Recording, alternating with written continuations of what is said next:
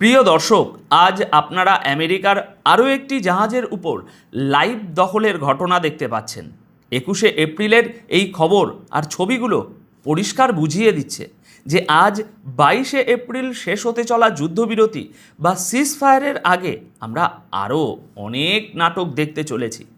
America কিন্তু কোনোভাবেই তাদের শক্তি প্রদর্শনের এই স্বভাব থেকে সরে আসছে না।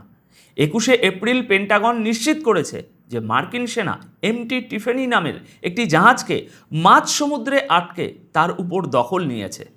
মাথায় রাখবেন, এটি কিন্তু গত পরশুর জাহাজটার চেয়ে আলাদা। আমেরিকার দাবি এই জাহাজটি ইরানের চোরাচালান নেটওয়ার্কের সাথে যুক্ত ছিল এবং তাদের সাহায্য করছিল। এমনকি তারা নাকি লুকিয়ে লুকিয়ে ইরানের তেলও নিয়ে যাচ্ছিল। অবাক করার বিষয় হলো, এই জাহাজটিকে আটকেছে আমেরিকার ইন্দো প্যাসিফিক কমান্ড, যাদের মূল দায়িত্ব হলো ভারত মহাসাগর ও প্রশান্ত মহাসাগরীয় এলাকায় দেখাশুনো করা। অন্যদিকে পারস্য উপসাগর বা স্টেট অফ হরমুজের এলাকাটি কিন্তু আমেরিকান মিলিটারি সেন্ট্রাল কমান্ডের অধীনে পড়ে। অর্থাৎ এই জাহাজটি স্টেট অফ হরমুজের এলাকাতেও ছিল না। পেন্টাগন একদম পরিষ্কার ভাষায় জানিয়ে দিয়েছে যে আমরা স্পষ্ট করে দিয়েছি, ইরানকে সমর্থন করা কোনো জাহাজকেই আমরা ছাড়ব না, সে পৃথিবীর যে কোণাতেই কাজ করুক না কেন। আন্তর্জাতিক সমুদ্রপথ এই জাহাজগুলোর জন্য কোনো নিরাপদ আশ্রয়স্থল হতে পারে না। দেখুন, এর মানে হলো সারা বিশ্ব জুড়ে ইরানের জাহাজগুলো দখল করার খেলা শুরু হয়ে গেছে।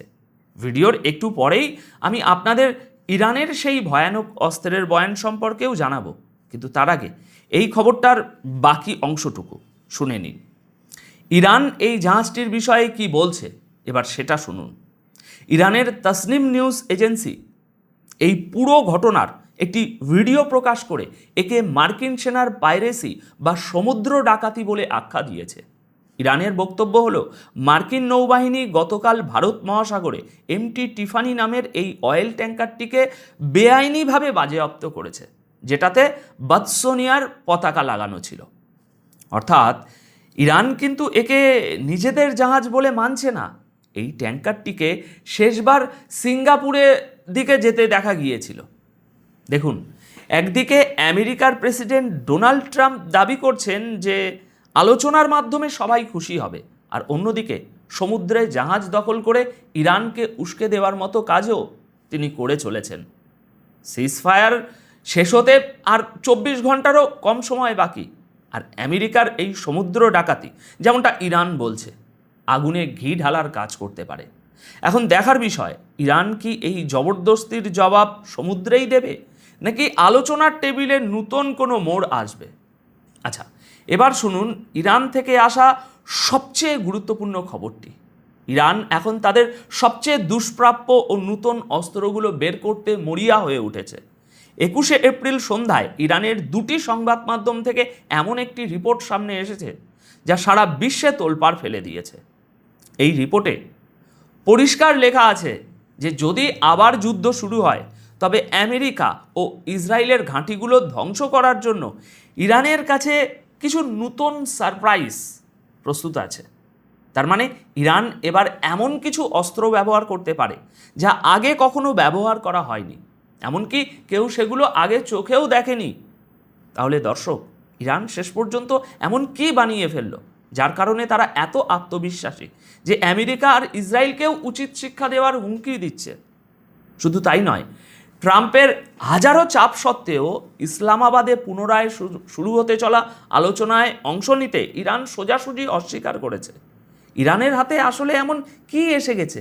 সেই ভয়ঙ্কর অস্ত্রটা কি? সেটা কি যুদ্ধের মোড় ঘুরিয়ে দিতে পারবে?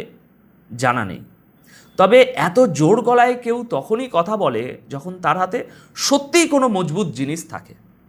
তাসনিম নিউজ এজেন্সির রিপোর্ট অনুযায়ী নতুন সারপ্রাইজ আর টার্গেট লিস্ট একদম তৈরি।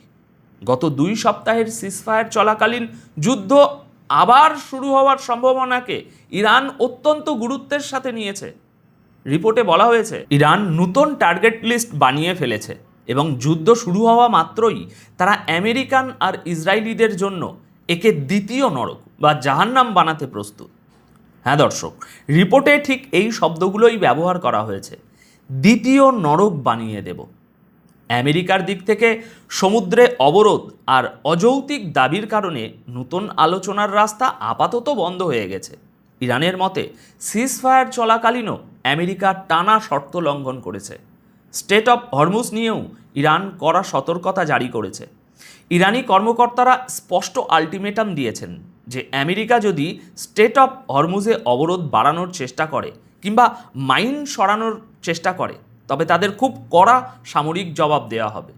সামরিক জবাব মানে বুঝতেই পারছেন, মিসাইল দিয়ে হামলা হবে।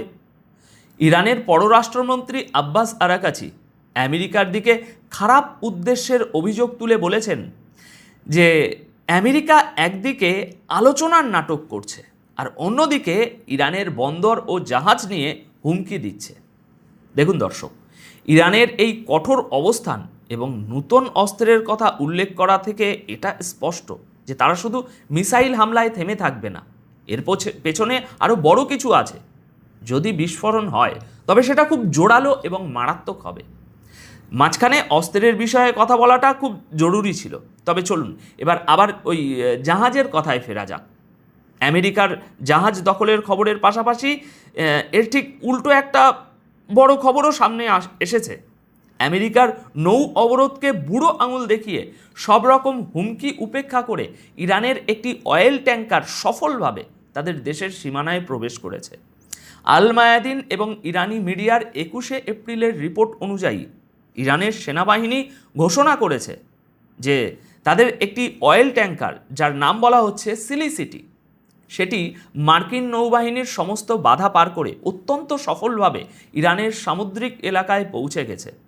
ইরানি সেনার জনসংযোগ দপ্তর নিশ্চিত করেছে যে আরব সাগরে মার্কিন যুদ্ধজাহাজগুলো বারবার ওয়ার্নিং এবং হুমকি দিয়েছিল, কিন্তু ইরানি নৌবাহিনীর কঠোর নিরাপত্তা এবং পাহারায় ট্যাঙ্কারটি তার যাত্রা অব্যাহত রেখেছে।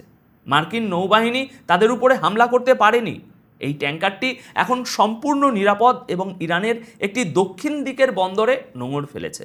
এই অপারেশনটি নৌবাহিনীর পূর্ণ নিরাপত্তায় সম্পূর্ণ হয়েছে, যা প্রমাণ করে দিল যে ইরান নিজেদের জাহাজ নিরাপত্তা দিতে খুব ভালোভাবেই জানে। আসলে দর্শক, এটা একটা বিশাল বড় বার্তা। একদিকে ডোনাল্ড ট্রাম্প 13ই এপ্রিল থেকে ইরানের উপর অবরোধের নির্দেশ দিয়ে রেখেছেন এবং গত পরশুই টাস্কা নামের একটি ইরানি জাহাজ বাজেয়াপ্ত করার দাবি করেছেন। ঠিক সেই জায়গায় দাঁড়িয়ে এই সিলিসিটির ইরানি বন্দরে পৌঁছে যাওয়া আমেরিকার জন্য একটা বিরাট চ্যালেঞ্জ। আজ 22শে এপ্রিল, সিজফায়ারের মেয়াদ শেষ হওয়ার ঠিক আগে ইরানের এই পদক্ষেপ পরিষ্কার বুঝিয়ে দিচ্ছে যে সমুদ্রে আমেরিকার দাদাগিরির সামনে তারা মাথা নোয়াতে মোটেও রাজি নয়।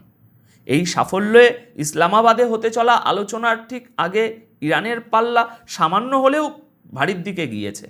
তারা এখন বুক ফুলিয়ে আমেরিকাকে বলতে পারবে, আরে দেখো, আমরা তো এইমাত্র একটা জাহাজ নিয়ে এলাম, তোমরা আমাদের আটকাতে পারবে না।